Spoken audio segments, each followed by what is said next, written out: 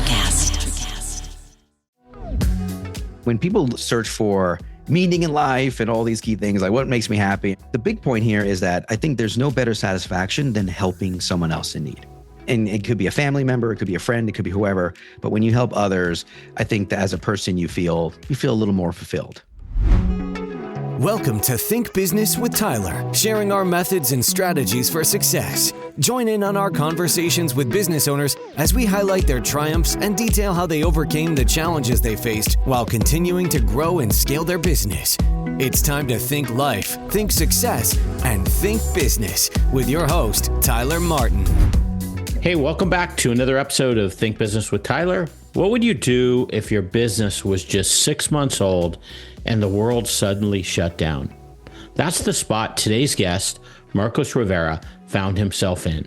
He had a newborn at home, no clients on the books, and every reason to turn back. But he didn't. Instead, Marcos doubled down. He built a business that's landed on the Inc. 5000 list 2 years in a row. In this episode, we talk about what it really takes to push through when everything says quit, why clarity and grit matter more than perfect timing, and how staying grounded can help you build something that lasts.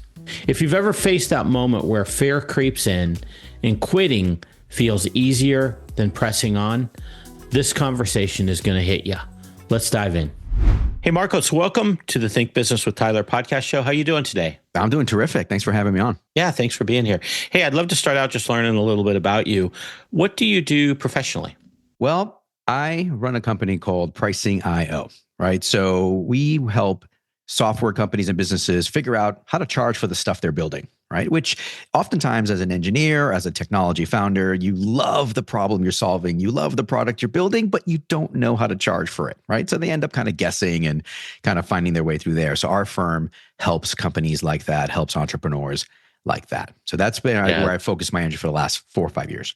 There's so much need for that. That's an important problem you're helping solve. The second one is, how about on a personal level? Anything you can share about yourself so we can get to know you a little bit? So I am really just a skinny kid from the Bronx who learned a really valuable skill, right? So I live out here in the West Coast now in San Diego, right? A dad of 2 young kids, which keeps me super active in all their lives. But growing a business and a young family that's also growing does take a lot of time. But I also just love traveling and trying to stay as fit as possible, which I say as possible because time is so hard to come by these days. Yeah. Bronx to San Diego is quite a trail from one to the other, kind of opposite ends. It does. It makes my personality a little weird. And so if you think about it, I'm laid back, but a little pushy at the same time. And you'll find me rushing from meeting to meeting in my flip-flops, my friends like to say, right? So at the end of the day, it's really just, I love getting stuff done. I love helping. At the same time, I don't get, too wrapped up around things. If things don't work out, I'll just find another way around it. Does cash flow have you down? Profit not where you think it should be? Maybe it's the long hours. Let's meet to see if I can help. I bridge driving the financial performance of your business to hit growth and success targets. Book a complimentary meeting at meetforgrowth.com to get started now. Once again, that's meetforgrowth.com. I look forward to talking with you. And thanks for listening to the show. I love helping. At the same time, I don't get, too wrapped up around things. If things don't work out, I'll just find another way around it. That's awesome. Okay, so let's go back to the Bronx. Just to paint a picture here, you're raised in a 1-bedroom apartment in the Bronx by your mother. How did your upbringing shape your approach to business and life? I want to kind of get into that. So if we talk about that a little bit. Yeah, that's that really does kind of change sort of the options, decision-making, and resources, right? I mean, you're living in 410 square feet. You're in a big high-rise building in the Bronx, indoors when it's cold, all those kind of things, right? And single mother, so you kind of have to pitch in. I was the oldest of 3 kids, right? So I am the oldest of 3 kids, I should say. So you're kind of the little helper in that context. And so it really helped me understand, like, look, if someone needs help, don't wait. And sometimes don't even wait for them to ask. Just step in. Most people, in some contexts would want the help and are a little afraid or maybe reluctant to ask. So if you step up, it actually feels a lot better when you're offering that help. The other thing I realize is that stuff just isn't going to fall into your lap. Like you actually have to go out there, make it happen. And so early on, by not having much, we're poor, didn't have many means. You have to sort of, figure out ways to entertain yourself, make things happen, get resources, make friends, all those key things. And so it created a bit more of a proactive side of me that just in being very young realized you got to step up and do it in order for it to happen. It's not just going to happen by itself. And then lastly, the way I realized is that also just not having a lot of toys and, doohickeys. And back then, by the way, in the 80s and 90s, we didn't have iPads and iPhones and all those things, right? So you had to find other ways to entertain yourself. I loved things like drawing. I loved learning. Trying to fiddle with things. Back then, it was fiddling with the VCR, which most folks today probably won't even know what that is. And just figuring out how stuff works and just asking lots of questions. So in the end, that kind of built a bit more around my personality, how I act today. Yeah. Wow. So, a lot of times when people were in a situation like that, they could really go down two paths. Sometimes, people get into trouble. They go down that path of, because they don't have a lot to do. And so they start to hang out with the wrong crowd and go in the wrong direction. And then others, it sounds like kind of what you did is you use it as an opportunity to learn. What do you think prevented you from kind of going down the wrong path? I do know that is a very common thing. I have cousins that have ended up in jail or worse in those situations, right? So what kept me on path was really two key things. The first one was I was a mama's boy. I love my mom to death, right? So whatever she wanted, whatever help she needed, I would step right up and help out. But it was having the younger brother and sister that was the other big piece for me, which is when you have folks looking up to you and sort of you're leading by example, it makes it, it creates a bit of a responsibility for me to set a good example, to teach them, to help them out. And so they say that a lot of folks, you have the oldest child, the middle child, and the baby child. They tend to have these traits, right? Whether you're the spoiled baby or the responsible older one or the troubled middle child, right? For me, I was the responsible older one. And so it was helping up, meaning helping my mother wherever she can, carrying groceries to watching the kids. And then also helping down, which is making sure they had a great role model to model from. So for me, from my perspective, it was both of those forces that were tugging me to stay on track. Yeah, that's cool. It's almost like that accountability, having accountability at a young age kept you in the right lane too. Exactly. If I had no responsibilities or didn't really care, then I probably would. There were plenty of opportunities to jump into a gang or do something or, get into trouble. Sure. So switching gears here a little bit, you use the phrase, stay curious, take the lead, and help others. Love to talk about that a little bit. Where did that form, those phrases? And then how does that influence your behavior now going forward? Yeah, I think with staying curious for me was a big part of not just how I entertained myself, but also how I found information. And so when you're living in the inner city, right, in New York, oftentimes, a lot of people in there are so focused on their lives. They're walking right by you, heads down, music in their ears, not paying attention. So it's very easy for a lot of information to just go by you until you're able to step up and ask the question. And curiosity, to me, I think is one of the biggest skill sets that I think can fuel learning, innovation, and also problem-solving skills. And I think there's a natural fear of being curious for that you may not understand or you may not know, or the person giving the information may think less of you. And I think that holds a lot of people back. I think that you want to stay curious, you want to ask questions.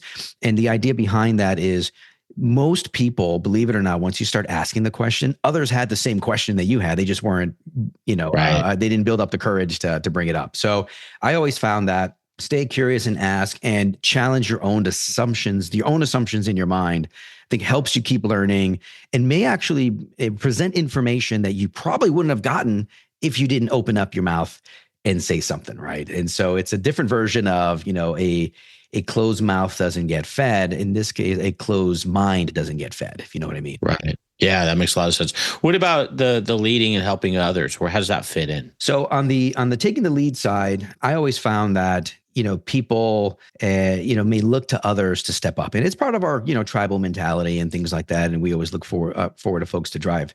I think that there's a tremendous responsibility in helping guide others and moving them in the right direction.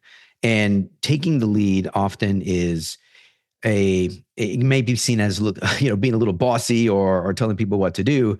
But I look at it more as just helping corral all the different thoughts and options and creating clarity. Because when you create clarity, you reduce confusion. And if you reduce confusion, you reduce stress. Right. And Sure. so taking the lead, in my view, is just providing clarity, less so around, being bossy or telling people what to do. Sure, sure. And that kind of envelopes into the helping others. It's kind of all under the same umbrella, kind of. That's exactly it. And so I think people naturally, when people search for meaning in life and all these key things, like what makes me happy. I mean, I can get into all sorts of weird, like philosophical trails on that one, right? But the big point here is that I think there's no better satisfaction than helping someone else in need. And I think that, and it could be a family member, it could be a friend, it could be whoever. But when you help others, I think that as a person, you feel a little more fulfilled. Yeah. I had a guest, I think it was episode 197. He had depression, and at a point he had a gun in his mouth and he actually pulled the trigger, didn't go off. I think he pulled the trigger and the gun didn't go off. But the point is, fortunately, he didn't commit suicide. And his dad said, the problem that you have is you're not helping other people. And I need to get, and he took him out to a sports field and he said, just pick one. I want you to start helping people. And so he made it his life's mission. And now I think it's like 30 years later, 25 years later, it's helping people. And he's truly convinced, and I agree with him. When you start to help people, it gives you that self-worth. It starts to give you that value, meaning, purpose, and all those things. And so his story is an extreme one, but it's such a great illustration of how sometimes we just need purpose, and that's the reason we're on the wrong path. You need purpose, and you sometimes, if you don't have it or you're searching for it, you feel empty. And when people feel empty, they resort to, tactics like that to end it, right? Because no human, again, we're all connected, tribal, like we want to work together. That emptiness makes you feel like you don't want to be around. Yeah, for sure. I like helping others. And the idea behind it is it doesn't have to be big, huge things. You don't have to save someone from a burning building to feel like you have worth. You can just, heck, even help someone with directions. That could be a good way to help someone else. Right. So before I get on to your career, you've gone on to a very cool corporate career and then ultimately your own business as an entrepreneur. Is there something that catapulted you or got you from that one bedroom apartment scenario to the next phase in your life that allowed you to get into the corporate world or helped you get into the corporate world? Yeah, I think one key area for me was really double downing on the mathematic abilities that I was able to have. So I noticed I was quick with numbers, really easy, took calculus at a much earlier age, right? Things like that. So I kind of like the whole number there. So what I did there was I just leaned into it instead of away, even though my friends called me a nerd and calculator and this and that, they poke fun. But at the end of the day, I thought that really getting comfortable around numbers and solving problems was for me, training my mind for the real world. And so when you're thinking about living in the Bronx and, not a lot of options, I was thinking more around, how do I train my mind to solve problems? Because I think that's where value comes from, is solving problems. So did that, went through my math, got into college and all that good stuff. And it was a really big transition when you move from high school and, not so many means, right? I didn't have a computer. I didn't have a car. I didn't have any of those key things, right? Going to college and seeing all this variety of people out there, it's the ability to adapt that helped me the most, right? So for me, adapting to a change in the environment and situation and being able to change my behavior as well as my outlook is probably the number one reason why I was able to make those transitions. Were you always in your college days, say starting with your college days, were you like, hey, someday I'm going to have my own business? Or was it, I'm going to work for someone else and make a great living? What did that look like from an early stage? Yeah. In early stages, I wanted to be in business. And again, it was math, strategy, problems, people, all those things. I'm like, well, I could do that in a business. And the idea was I was going to climb the corporate ladder. I had this whole fantasy that I was going to move to Japan and work for like Sony or, Hitachi or some big company out there. I even took 2 years of Japanese and all that stuff. I was Wow. going down that path. And the idea was working in a big sort of, with my suit and corner office was where I was trying to go. And I didn't think entrepreneurship was going to work for me because I wasn't sure if I had the patience, frankly, to do it. And, being from or coming from, low means and not having a lot, I was worried that I wouldn't have the sort of runway to make an entrepreneurship deal work because I'd run out of money or I need to do something. Yeah, wow. So you had a very important conversation with your wife. You were in Maui and you guys were talking about your next career move. Yeah. Can you kind of take me through that conversation and how that led to your next decision? Oh man, I remember like it was yesterday. So we took a trip to Maui, we were hanging out and I was contemplating the next step in my career. And interestingly, I had a couple offers on the table that I could go down one path, which was deeper into corporate America world. It was a nice step up. I owned this whole division. I had all these people that would report to me and it would be, a really big notable company as well. And I could just keep climbing the ladder that way.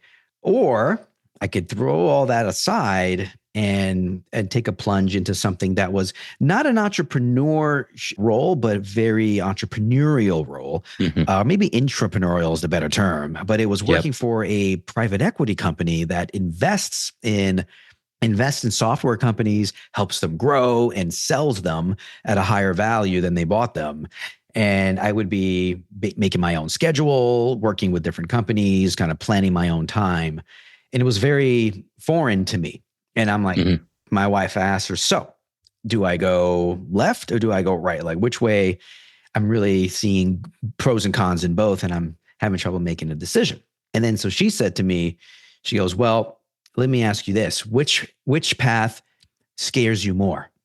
And I said, the entrepreneurial one, the Vista one, the private equity one. I don't know what to do. That's crazy. She goes, go that way, because that little fear in your gut, that's you kind of being nervous, but also excited about all the new things you're going to learn. I'm like, damn, that's some deep shit. That's great. Okay. Went ahead and went down that path and best decision I ever made. Wow. And now taking from that, you were working with 62 companies, I believe, at one point at Vista Equity, and sounds like you had a really good gig. It was prestigious. And at some point you decided you were going to leave that position and take on some risk. Take me through like, what's your thinking there? Because 62 companies sounds cool. Sounds very empowering. You're doing a lot of things. You're very visible. What made you decide to switch gears? Man, Tyler, you're opening up some old wounds, man. That was a tough decision, man. On paper, it looked crazy. Yes. Like, hey, you're getting paid all this money. You're meeting this billionaire every quarter to talk about all the stuff. You got all this exposure. You get to, fly around the world and all that stuff. Why would you leave? And layer onto that, for those that don't know, that I just found out I was having my second child. My daughter was coming. Wow. So I was like, now you're having a child. You should hunker down, right? And stay there, keep the stability going. Family's growing. And here I am, like totally shaking things up and leaving. But the number one reason why I did that was because, within that firm at Vista, it's a very active firm. They're super smart, super ambitious. I was on a plane all the time. I mean, I didn't live in San Diego. I lived in Terminal 2 in San Diego is what I like to say. And when the flight attendants and everybody starts recognizing you and calling you by your first name, then you're like on there too much, right? So I said, you know what? The best option for me to control my time, that was the number one goal. And this, I think for a lot of entrepreneurs listening, like if you're not sure what the number one thing you want is, then making decisions will always be tough. But I knew I want to control my time. I want to be home for the kids. I want to be a good, supportive husband. I want to be around when we have dinner, all those things. When they laugh, they say their first words. That mattered to me the most. So entrepreneurship was the best way to achieve that, even though on paper it looked like the wrong move. And so that's what really pushed me to make that decision to leave such a great role, leaving on good terms and all that. But it was still one of those things that just did not make sense on paper. Yeah. And what's interesting about this, you would think based on your upbringing, Your natural indication would be looking for security and maybe having a little bit of a scarcity mindset. So to make this change to me is like even more a salute to you in terms of just going with your conviction and what your values of where you want to be and where you want to end up. I mean, it was high risk. You could argue. High risk was scary. It scared the shit out of me. Like I'm thinking like, okay, what the hell am I doing here? And so it really took me to another place of, making sure I plan out. This is just how my mind works. I plan out different scenarios. Like, okay, if this works out, if that works out, I can go this way, I can lean there. And I always had the confidence though, that with all of the experience I've built up to that point, if I really wanted to go back into the workforce and try to find something, I could find something. Like if push come to shove and that were to go that way, but wasn't planning for that. I was betting on me and me to win.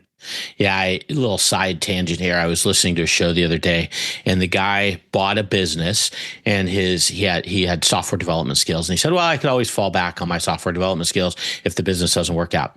So he ends up buying, I think, 3 businesses in a matter of a year, and they all go belly up. He's now being sued, loses his home, poor guy. And so he thinks, well, at least I could go back to software development. Well, now this is like 5 years later. AI's come out. The climate's changed a lot. He no longer has, this is, the story was literally, it's like 2 weeks ago. He no longer has he's not getting any job applications 6 months later, or he's not getting any job offers after sending out something like 500 to 1,000. So it's kind of, even illustrates the risk of your decision more in some ways, because even though you're right, you probably could find another job. Things change, and that there is that element of risk. It's just kind of scary a little bit, and it's cool. I love the best part you said is you're betting on yourself, because that's really what you were doing. Nobody, you're not betting on anyone else. You're betting on yourself, and you control what you can do. And that's it. And that came from that early upbringing with the single mom and just having to do stuff. Is like, I gotta make this happen. And so, and the one thing too is also getting more and more comfortable with a little ambiguity, right? So I don't quite know exactly how this is going to work out. I do have scenarios. I have some steps. I know what I want. And then, so as you walk the path, different stuff happens. Different things kind of present itself, new opportunities that you never saw before, or opportunities that you thought were going to pan out, just actually didn't pan out, right? So you have to walk that, let these things play out, keep on moving forward. If you have one foot in front of the other and keep moving, you'll be fine. I think the only way you lose this game is if you stop playing. If you're a business owner feeling stuck in your business, overwhelmed, responsible for everything that happens, and working long hours, Tyler helps his clients develop processes, hire high-performing team members, and better understand their financial metrics and numbers to allow for a more predictable, less hands-on business. To schedule a free, no-pressure consultation, head to thinktyler.com and click the meeting button. Tyler would love to see if he can help you work on your business, not in your business. Schedule a consultation today at thinktyler.com. Think life, think success, think business. I think the only way you lose this game is if you stop playing. Yeah. And when you left Fist Equity, was that around 2019? Do I have my timeline right? Yep. Towards the end of 2019. Yes. Okay. Which is now, here's another element of risk, I guess I would say. So now you start pricing IO, and it's about 2019. And then lo and behold, COVID hits. As you start to hit, you start to get some momentum. What was it like launching a business right when the whole world's shutting down? Man, Tyler, you're putting me on this emotional roller coaster today, man. Okay. Yeah, I got so that was a very big jaw-dropping moment for me as the world shut down. It started with a few NBA games getting canceled and stuff going on. And I'm like, okay, this is starting to get a little worrisome here. What's going on? The news, cycle was happening when the world shut down. And here I am, 6-7 months into the business, trying to drum up some pipeline, get some clients going and things like that.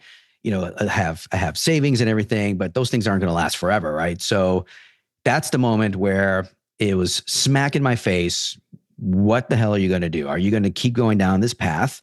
You see, Marcos, right? Little voice in my head. You see, you should be in corporate America. You should be working. You should be doing this and doing that. And I'm like, well, maybe, right? But this is the path I chose. I still, again, my big barometer was I need to make sure I can control my time. If I go back into corporate America, that's not going to happen. And I am basically worried that I'm going to run out of money and I'm going to fail my family. I'm going to fail. And entrepreneurs listening out there, you probably felt that at one point or another, right? For sure. Fail my family. What am I going to do? And so I was talking again to my wife, who's my rock, and she always tells me like it is. And so it's always good when you have somebody who can see you for who you are and help you when you need it.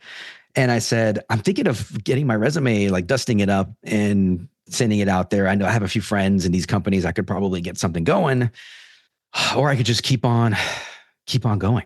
And she said, she looked at me. And again, this is what a new baby girl and a young son. She looked at me. She goes, Marcos, keep effing going. That's what she said. Just like that. And I'm like, damn, like she is so supportive of me and doing this. And so I'm like, strap on my boots. And I just kept on calling, kept on, delivering good value for the few customers that I was helping. Everything shut down. No one would return my calls. That was it. Pipeline dried up. But then after like 2 or 3 months, when the world started getting used to this whole lockdown and things like that, folks started reaching out. They started saying, hey, I need a pivot, my business model. Can you help me figure out a new pricing strategy behind this? Or I'm seeing a lot of churn. Can you help me with some tactics to help mitigate the churn? And then slowly it started really building up. By the end of 2020, 2021, I had more business than I could handle and I had to start expanding. So from, oh no, everything is shutting down to I need to hire some people. It had that swing happen in a span of about 6 months. And for entrepreneurs out there, sometimes you do just have to keep freaking going and in order to see that other end. Yeah, that's the secret sauce. And it's a tough one because you get some entrepreneurs that go too long and they don't recognize that, hey, it's time to cut your losses. And then you get others that cut the rope too soon. And I don't, there isn't a perfect answer to that, but I'll tell you, when you have a support system saying, put your head down, stay focused, get done what needs to be done, that helps a lot. That it is true. I mean, sometimes if you don't have that foundation, or if others are maybe more worried than you are, it does make it tougher to sort of lean in and try to fight through the storm. But fortunate for me, I was able to pick, somebody who's, soulmate-ish, right? Like they know me inside and out. And so I've been with my wife now for almost 25 years, right? Wow. So it's, you know a person when you're together that long, you know what I mean? Yeah. Yeah. I see it all the time, though. I mean, entrepreneurs will come to me, business owners will come to me, and they don't want to take it back to their family because, one, you mentioned it, you're the provider, you're the one that's got to make it happen, and you've got that weight on your back. And so you don't really want to go back to your family and imply maybe things aren't going as well as you thought they would, or maybe you don't have that type of relationship, sadly, with your significant other. And so that it just adds such a whole nother level of stress and anxiety. To have a support system, and your wife nonetheless, that's powerful. It helps a ton. I will say this, what helps even more for everyone listening is the courage to be vulnerable, right? Which sounds a little strange. Again, a lot of these entrepreneurs, they're type A, they like to be in control, they like to be in charge. I get it. They know everything. They know everything. They know the answers. And it's okay not to know. It's okay to have doubts. It's okay to be vulnerable. And I think that's just not with your family, but also even with your employees as you're growing, being able to admit, look, I'm not sure where to go. Let's work on this together. Let's think through this. I think that vulnerability helps you become a better people leader. And as a better people leader, allows you to scale, grow the business. Yeah, that's a great one. So it's been many years. You wanted to become an entrepreneur, to control your time, have better quality of time with your children, your wife, of course. How has the reality of entrepreneurship aligned with your goal of having your freedom and time? Is it what you thought it would be? I am grateful every day. Every single day. Now, I've been able to control my time. My travel is only when I want to take a trip, when it makes sense for me to take it. I'm home for dinner all the time. I'm holding to see my daughter, draw like a flower from school, or my son playing a soccer game. Like all those like little things that, you take for granted and they just happen in life. I savor them. They're so much sweeter because I know that I could have gone down a different path where I will be, the shadow dad, right? I'll be gone and never home and so on and so forth. And all these things will still happen without me, and I will just miss out on it. So for me, I'm grateful every day that I get to be with them, to be home, but still drive a profitable, growing business at the same time. It's definitely what I was hoping for. That's awesome. Now, you guys have won the Inc. 5000's fastest growing companies, I think 2 years in a row now, 2 consecutive years. What makes you most proud about that moment of the moment of being that's a prestigious honor to be there. What makes you proud about that? It makes me proud because it's one of those things where you're not sure you can even be in that category, because you as the entrepreneur see all the stains and warts of your business, and you always Sure. want to make things better, and you're trying to grow, and you're spending money here and not sure if you should do that, and growth starts to happen. But when you step back from the business and see like, wow, we were here and now we're 3 times bigger or 4 times bigger. When you step back and look over the longer time period of, say, the 2 or 3 year horizon, and you realize what you've done, that's what that award meant to me. That was like, because that award kicks in usually after you're a couple of years in business, and Sure. you're qualified, or you're eligible to apply. And I'm like, wow, yeah, you know what? This is almost like a reminder, like, hey man, take a step back and enjoy some of the progress that you've made, and be proud of that, right? Because not everyone can be in and say that in these categories. A lot of business close shop really early on. Right. And so to be able to get to that point and be amongst the fastest growing was just a nice reminder, almost like a virtual high five. Yeah, that's cool. And it's also, your team. I mean, it's what a kudos to your team that they're part of that, and who the team you built around you are able to achieve that goal. I think that's a really cool kind of for them. I remember we were on the Inc. 5000 one time many years ago, and it's a cool honor. It was like, hey guys, you're what created this. It is a cool honor to work with people who are motivated, smart, want the same things that you want in terms of growth and learning. And what I find is that if you really have the right butts on the seats, the right people on the bus, if you will, it makes things a lot easier. It's when you have the wrong people around that maybe you're not aligned or they're not the best fit, that things can get really, really difficult, creates a lot of friction, and also just kind of drains everyone at the end of the day. But if the people are sort of feeding and increasing the energy, increasing the momentum, it actually helps propel the business forward. And that's one of the big things that I've learned. And the old adage, right? It's all about people, and then so on and so forth. Such a cliche, man, like such a cliche. But when you sort of peel back the layers, any successful business out there had to do with the right people in there. So true. Do you guys use, for your company itself, do you use any methodology? There's EOS, it's called the Entrepreneurial Operating System. Scaling Up's another one. Do you guys have any type of methodology that you follow in terms of your own structure to make sure you guys stay focused and accountable and on track? You know what? I am a borrower of ideas, and I like to take from different ones and just apply them to my business. So I have one that I call trampoline. No book will tell you this because I freaking made it up. All right. I made it up from reading a bunch of books. But trampoline, if you think about, it's an acronym, the way I set it up here. And I always think about leaders getting on the trampoline in order to really, increase their growth. In trampoline, the T is for talent. The R is for rhythm, right? So having the right talent, rhythm of the business. When are you meeting? How often are you checking your metrics? Things like that. Autonomy is the A, which is letting people make decisions, letting people kind of walk the path and not having to be in control of everything, right? So you got talent, you got rhythm, you got autonomy, and then the M is for measure. So what are we measuring and how are we getting better objectively? That's the tram. And then you have the P, which is the plan. What are we doing strategically? And then the O are the objectives. What does success look like? What is the objective we're trying to hit? The lean is actually LEAN, which is lean sales, lean operations, right? And lean business. So the whole point behind that is you want to make sure that you're removing waste and removing risk from your selling and from your delivering and from your operations overall. And if you're removing that to stay lean, again, waste and risk is what you're taking out. You got the trampo part of it, and then you have lean. And that's where I come up with this trampoline. You won't find it again in any book because I totally made it up. But that's kind of when I think about my day and how I plan. Am I focusing enough on the right talent? Do we have a good rhythm? Do people have the right autonomy? Like I go through these steps just to make sure that everything's smooth. Wow, that's very cool. And how does finances fit into this? Like, is your organization big on forecasting? Is that part of your thing? Do you work on budgets? Where does cash flow kind of fit in terms of your cash flow management? I'd love to kind of just in terms of wrapping up, like where that fits in. Yeah. In the finance, especially at our size, right? Sub 10 million kind of a business, cash flow is king.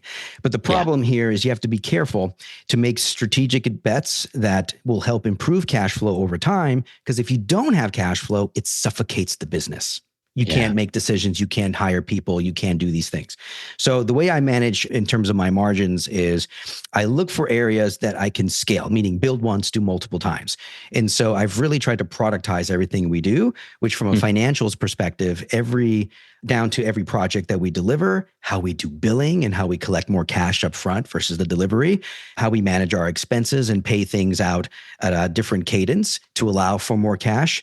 All those decisions go into allowing us to have a little bit more, basically just, liquidity in the bank to be able to make hiring decisions when we needed to. So that's why when something were to happen and we wanted to capitalize on the opportunity, I was able to jump and do it versus, staying, handcuffed and with an inability to act. So everything that we do, again, billing, operations, licensing, how we pay expenses, all those things help us with cash flow. Do you guys follow a budget? Like, do you have a budget, or is it a little bit more free form and you spend kind of how the books are looking in terms of maybe the prior month? Like, how does that fit in with your culture? Yeah. So I do layer cake budgeting and forecasting for us. And so I have the base case, I have the plus case, and then I have the stretch case. Wow. And so the way I layer that out is if I am going to go after maybe I'm going to invest more in demand gen and leads, things like that, I need to invest this amount and I need to see this amount of return in order for me to do that. So it's an ROI calc if I do want to go beyond the base case. So I have to hold myself accountable to the base case. We set it up at the Q4 of the previous year. And then business is business. Things change and you have to be able to give yourself some wiggle room. But there needs to be something additive about that change of the plan. And that's the piece that's the discipline that I try to focus in on. That's awesome. Okay, here's where I want to wind up. I got two things. I'd love to hear if you got a couple tips for me in terms of some of your life tips or entrepreneurial tips that you've learned in your journey. And then I'd love to spend just a minute or two learning a little bit more about Pricing.io and who's a good fit for it. So maybe if you could start with those two tips, I'd love to, one or two tips, whatever comes to mind. I'd love to just hear it straight from you. Well, I get this question a lot, which is, how did you get your first clients when you started Pricing.io? What did you do? Yeah. And the biggest tip that helped me, I didn't believe this would work, but it actually did, was I spent 6 months and I was in LinkedIn and Facebook at the time was more popular, but I was saying hello and just checking in with people. How are you doing? How's that new job you started? Hey, I heard you extended your family. I heard you got married, whatever it is. And I just reached out to all the people that I've interacted with. And I just said, hello, how's it going? I didn't ask for anything. I just, back and forth. I did that for 6 months. Once I started Pricing.io and announcing that, hey, I'm going on my own, starting a firm, a lot of the folks were just without me asking, just reaching out saying, oh, I'd love to help. Let me introduce you with so-and-so. Let me do this. Let me do that. And it was adding all that relationship equity on, for months and months and months and letting it accumulate and letting it simmer. And then when I was able to make a big move, whether you're launching a new product, again, launching in a new business or expanding or whatever, it just pays off in so many dividends. But you have to put in the work. And here's the key. You have to genuinely be interested in how's it going and you get married and so on. It's really tough to fake it. People can kind of sniff that out.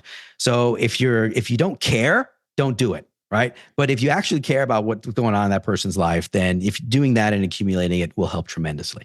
That's a good one. Yeah, I think that real key point is it's got to be genuine because people read right through that. If it's just like, hey, the LinkedIn gives you the happy birthday thing and then you click the button that says happy birthday with a little balloon or whatever, it's just not genuine. That's right.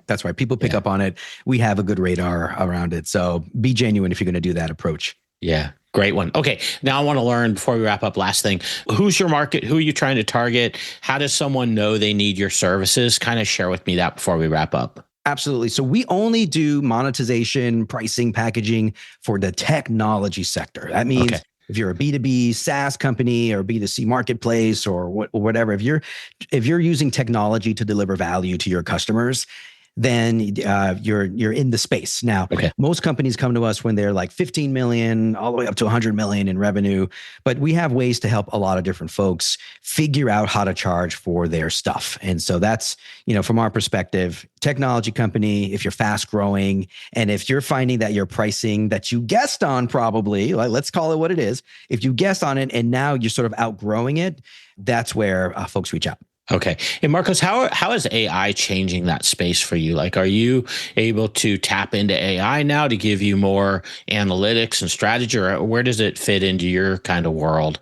Oh man, AI is coming straight on for monetization and pricing. Let me give you two quick ways it's impacting. The first one is that it changes the way our customers deliver value, meaning that it takes on more of the automation, you can attribute more to it, and therefore you can actually capture more value because your software is responsible for more value, which is good. On the flip side, for us, it actually allows us to deliver more value efficiently. We go through lots of information in trying to pinpoint where to charge, how to charge, what to limit, what not to limit, all those key things. And man, AI has just been a great way to get through the data so much faster. It lets us find patterns quicker. We're still doing the recommendations at the end of the day. It's a great place to start, but usually a terrible place to finish, right? So we use the AI really to help speed up our recommendations. It's been tremendous for us. Does cash flow have you down? Profit not where you think it should be? Maybe it's the long hours. Let's meet to see if I can help. I bridge driving the financial performance of your business to hit growth and success targets. Book a complimentary meeting at meetforgrowth.com to get started now. Once again, that's meetforgrowth.com. I look forward to talking with you. And thanks for listening to the show. So we use the AI really to help speed up our recommendations. It's been tremendous for us. That's very cool. I always love whenever I ask entrepreneurs about their own business, just how you light up and you get all on fire because you're so passionate about your brand, and I can hear it in your voice. So that's just like, it makes my day when I get to hear that. We love what we do every day. We love what we do. So cool. Hey, your website is pricingio.com, pricingio.com. I'll, of course, also put Marcos's LinkedIn in my show notes in case you want to reach out to him. Anything else you'd like to add before we wrap up? No, that's fantastic. Listen, I give a lot of free information away. My book was written for entrepreneurs who really don't understand pricing or never really got into it. And so my thing is give away the knowledge, let people learn about this stuff, and hopefully their businesses benefit as a result. And my mistake here, I have your book in my notes. I'm not finding it. What's the name of your book again? Street Pricing? My book is Street Pricing. That's it, right? So it's just, hey, keeping it real with pricing, cutting the fluff and the theory and all the stuff in academia, and just getting really hands-on and street with your models, and to be practical, put something out there that works and keep learning. Very cool. I'll put the Amazon link in my show notes too for Street Pricing in case people want to check it out. Hey, Marcos, thanks so much for your time. You're an awesome guest. Really appreciated spending this last hour with you. It's been a lot of fun, Tyler. Thanks again, man. Thank you. I love how Marcos said, the only way you lose is if you stop playing.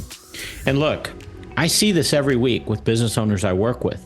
The number one reason they feel stuck isn't the market. It's complexity they built into their own business. They're chasing growth, but their systems, pricing, and finances haven't caught up. Here's my take. The more you scale, the more you need clarity over cleverness. The entrepreneurs who win are the ones who simplify, build systems, and make hard decisions before they become emergencies. If that's where you are, and you're realizing your business needs a sharper financial strategy to scale, let's talk. There's a link in the show notes. And if this episode gave you something to think about, I'd be so grateful if you'd leave a quick review. That helps more business owners find these kinds of honest conversations. Thanks for listening. I'll see you next time on Think Business with Tyler.